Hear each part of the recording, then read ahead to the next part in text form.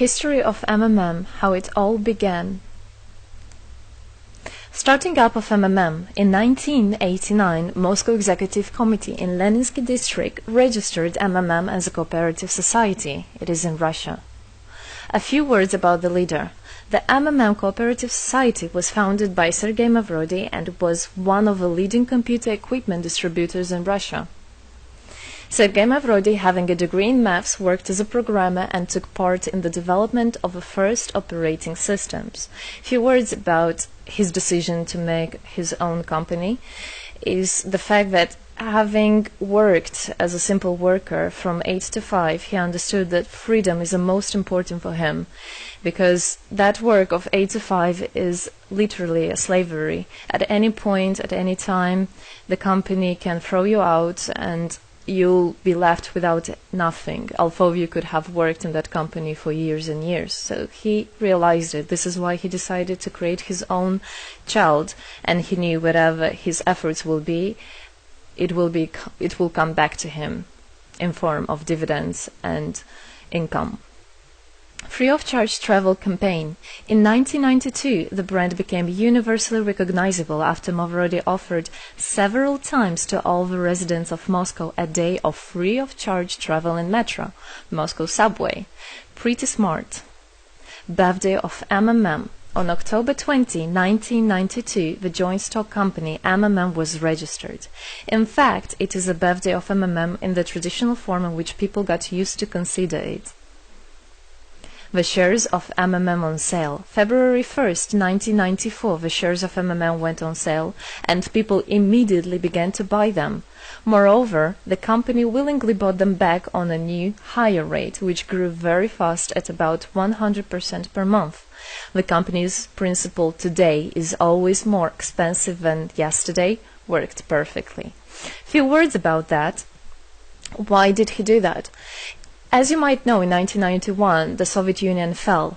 So if until at the time of the Soviet Union, everything that there was in the country, like properties, different companies or whatever that was bringing some goods, was national.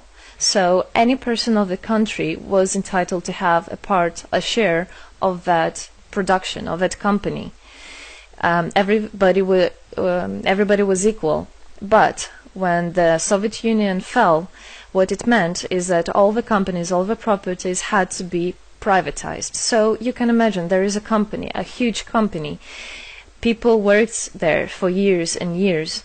And at one moment there comes a person and says, all that is mine. Yes, this was the case, and obviously that information, that laws about the fact that it was possible to privatize was kept only for a small group of people for obvious reasons. So a simple worker who worked in that company for years and years or all his life didn't know he can actually come and say by law that that is his. So what genius idea Sergei Mavrodi had is to sell these shares to gather the money of the people, and with this money to buy those companies. So basically, if a person has an MMM share, he would have had an exact share from the company that Sergei Mavrodi bought. For example, a company from oil and gas or something else. Obviously, he knew perfectly which companies are worth it and which companies were not.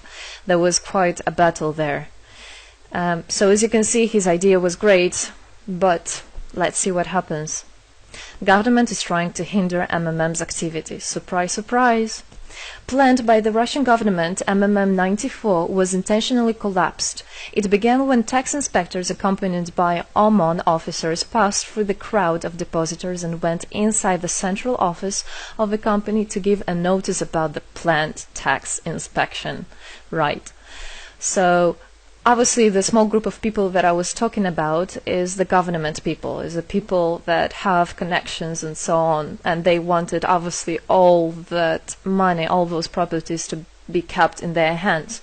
This is how the nowadays oligarchs were made. At that moment they had nothing, and one day they got loads of money, and now you can know them as very rich people who made their money on the back of a nation. So obviously they did something just to provoke some panic going through the crowd. Obviously, for any financial institution, a panic is really bad. As I remind you, at that time, MMM was selling shares, was a share stock company, let's say. Mavrodi's arrest. Sergei Mavrodi was arrested on tax evasion charge. Really lame excuse. It wasn't at all like that. What happened, even the person that was in charge with giving the arrest, he told him that there was no other option for them. They had to do something, even though it was illegal what they were doing, but they had to do it as they were afraid of him. Because, as he said, another 2-3 months and in whole Russia there would be no government, no banks, nobody, only Sergei Mavrodi, that who holds the money nowadays. This is in charge. So he was arrested, and his arrest was broadcasted live on all TV channels, obviously to show off more, to show people how bad he is, and actually the government didn't do anything wrong. On the same day, there was a storm of the central office of MMM. The company was prescribed to recover 49.9 billion rubles to the budget. Huge money. The question about the money in MMM 94 is open, as no one still can give an answer where it is.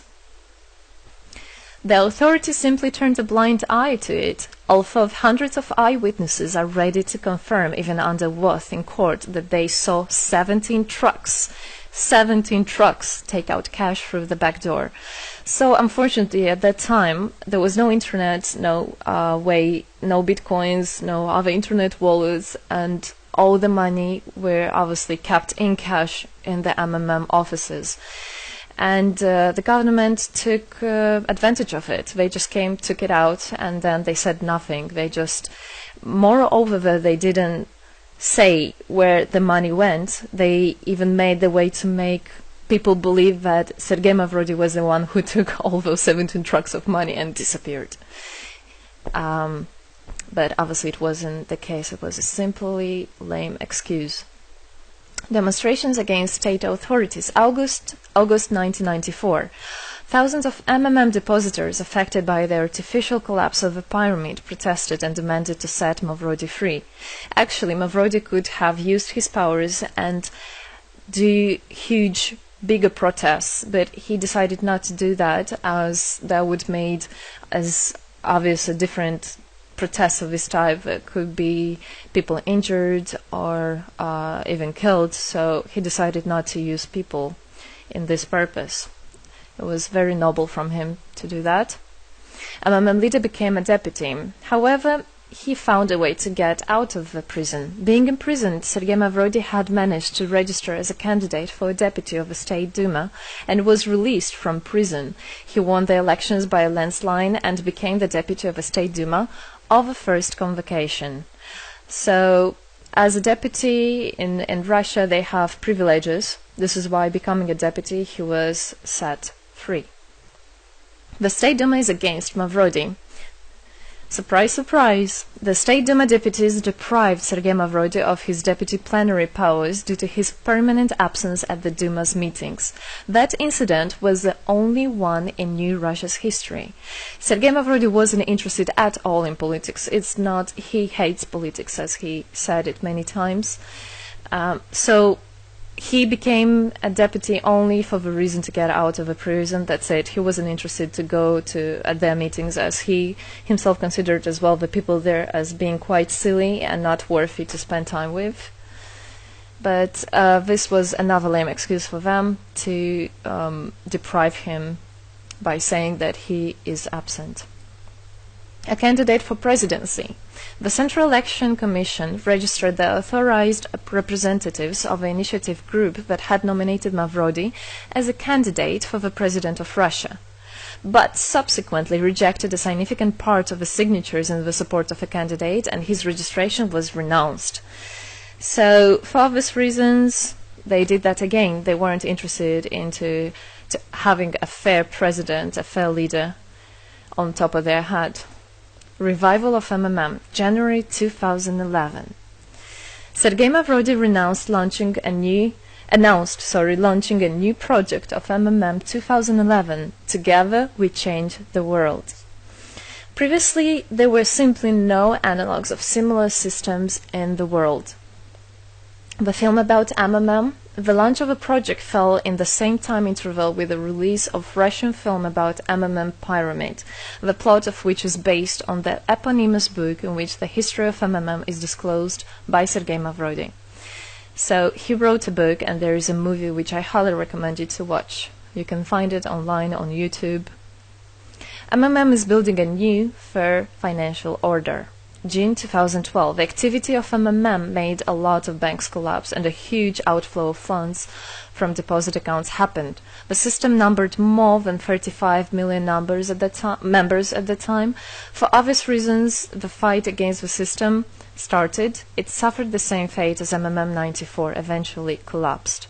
So what happened? A lot of banks, as I already said, had a huge outflow, and another minus of the system of that time was that it wasn't really quite a community, because the money was still kept by the managers in MMM. So it wasn't the same idea as it is now, comparing it now, where people exchange money between themselves. You don't need to put it in a central account.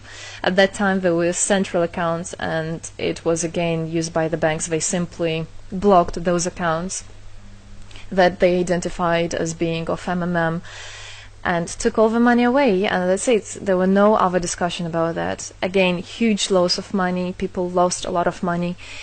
Sergei Mavrodi didn't get all of them. It was again the banks that took the advantage of it. MMM 2012 is just the beginning. I'll be back. Sergei Mavrodi announced the launch of a completely new MMM, World Mutual Aid Fund, MMM community. It speeded up since the first day, showing crazy dynamics on new members' registration. It has been decided to send 10% of the whole turnover on payments to the affected members of MMM 2011. So again, another genius idea. In order not to make central accounts, in order not to gather the money somewhere, now the money are spread directly between participant itself. You can just check in your account online whom you should transfer the money to. So MMM now is connecting all the people between themselves in exchange, so that they can exchange the money and get benefits of it. It's amazing and it's crazy, but it is true. MMM is growing. Some short facts. 2012, MMM started its development in India. It had great, huge developments.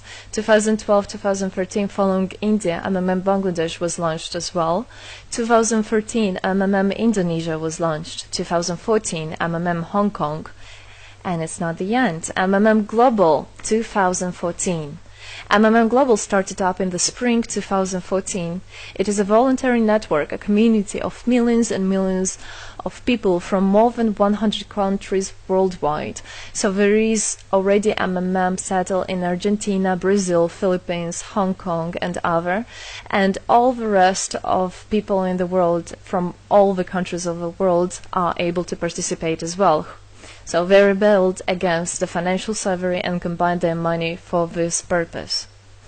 So how it is possible? MMM, the Republic of Bitcoin. Bitcoin is another genius idea to set the world free. For MMM Global participants' convenience, there were some 20 ideas on funds transfers implemented. From now on, all the countries where you can buy and sell Bitcoins can be registered in a branch of Free People of the Republic of Bitcoin. Thus, there is no barriers to develop MMM in small countries due to their restrictions on the international bank transfers. Banks.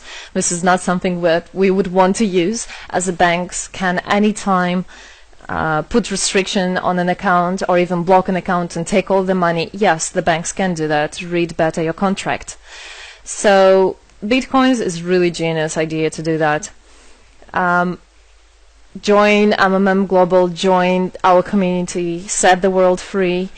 Don't hesitate, don't even think of going back, just go always forward. We are writing the history right here and right now. We are not going to be any more slaves working from 8 to 5, having pennies for that. We want to hold our own money and to get the benefits of it. I don't want a bank to use my money for their own purposes. I want us people, free people, to use our money, to exchange the money when it is needed, and to help each other. This is really a great idea. And join us, write the history here today with us, and together we will indeed change the world.